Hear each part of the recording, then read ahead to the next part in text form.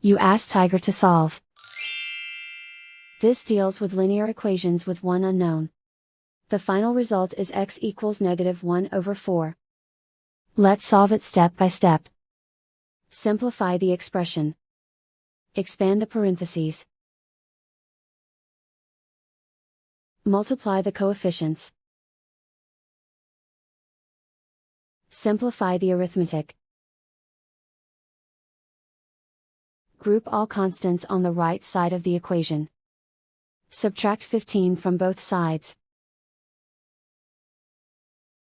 Simplify the arithmetic.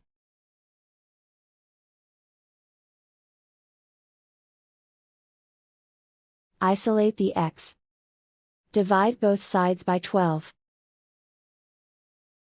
Simplify the fraction.